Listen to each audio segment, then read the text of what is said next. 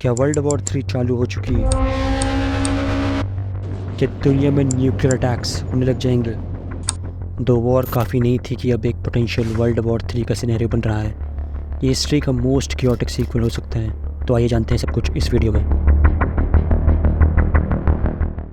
To से कि future में वर्ल्ड वॉर 3 होगा ही होगा तो ये टोटली गलत हो सकता है, लेकिन करंट सिनेरियोस को देख के आप इस चीज़ को पूरी तरह इग्नोर भी नहीं कर सकते हो। कोई भी बिगर वॉर या वर्ल्ड वॉर होने से पहले ही पूरे वर्ल्ड में कुछ पैटर्न्स देखने को मिलते हैं। यही पैटर्न्स प्रीवियस 2 वर्ल्ड वॉर्स में भी देखी गई थी। आज इस वीडियो में हम उन्हीं पैटर्न्स को समझेंगे। Military building and expansion. जब बहुत कंट्रीज़ एक साथ मिलिट्री स्पेंडिंग बढ़ा देती है, न्यू वेपन्स बनाती है एंड अपने आर्म्ड फोर्सेस को बढ़ाती जाती है, तो ये एक साइन होता है एक अपकमिंग लार्जर वॉर का। बड़े स्केल पे मिलिट्री एक्सरसाइज करना, specially simulating invasion and pre-emptive strike.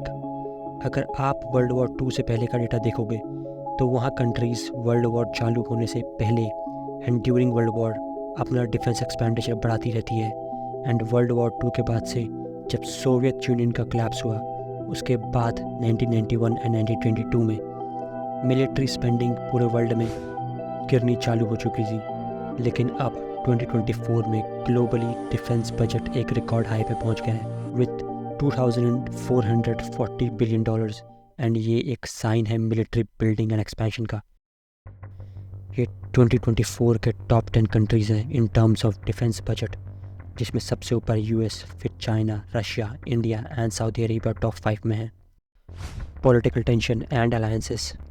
जब लीडर्स कंट्री में नेशनलिस्ट सेंटिमेंट प्रमोट करने लग जाते हैं, तब भी एक वॉर का थ्रेड बनता है।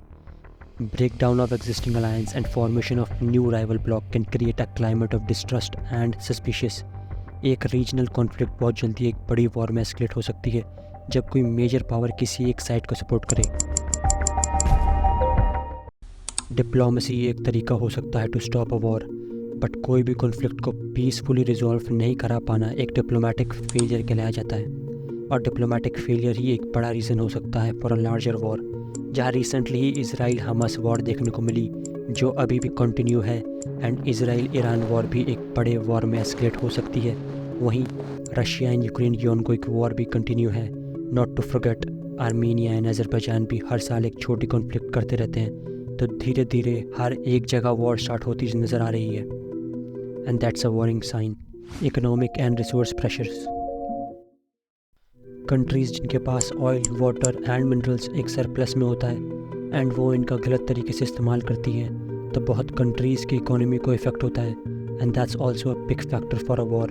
जिन कंट्रीज़ के पास ये रिसोर्सेज हैं वो इन सब चीज़ों का एक्सेस देने से मना कर सकती हैं, जिससे वर्ल्ड में इन सब चीज़ों के प्राइसेस बढ़ जाएंगे एंड कंट्रीज़ धीरे धीरे रिसेशन में जा सकती हैं, जो कि हमने रशिया यूक्रेन वॉर में देखा, जहाँ ऑयल एंड नेचुरल गैस के प्राइसेस बहुत बढ़ गए थे।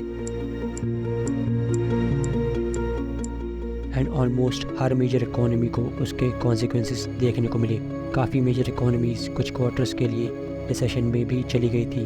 और economic crisis and political instability एक कंट्री को मेजर रिस्क लेने के लिए फोर्स कर देती है, जिसका प्राइम एग्जांपल है पाकिस्तान, जहाँ रिसेशन बहुत ज़्यादा है एंड पॉवर्टी दिन पर दिन बढ़ती जा रही है एंड पॉलिटिकल इंस्टेबिलिटी तो आज़ादी से ही नहीं है। प्लस पाकिस्तान एक न्यूक्लियर पावर्ड कंट्री है। पाकिस्तान एक बहुत बड़ा सरदर्द है दुनिया के लिए एंड स्पेशली इंडिया के लिए भी। Ideological clashes. जब डिफरेंट कंट्रीज़ की आइडियोलॉजीज़ डिफरेंट होती है तो कॉन्फ्लिक्ट होने के चांसेस बढ़ जाते हैं, जैसे डेमोक्रेसी वर्सेस अथॉरिटेरियनिज्म।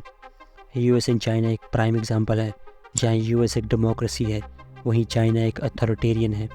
दोनों में डिफरेंसेस देखने को मिल जा रहे हैं, जैसे दोनों कंट्रीज़ की इंटरनेशनल एग्रीमेंट्स में एक साथ नहीं आते हैं, जैसे क्लाइमेट चेंज हो गया, ट्रेड हो गया।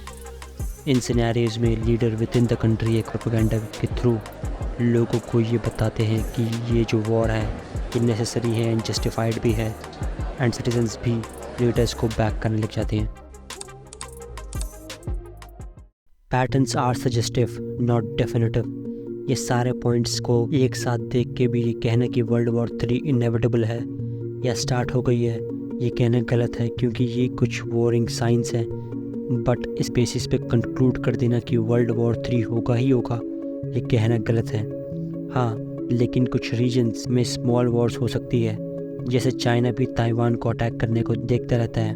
And we can take preventive measures seeing this warring science. The situation is constantly evolving.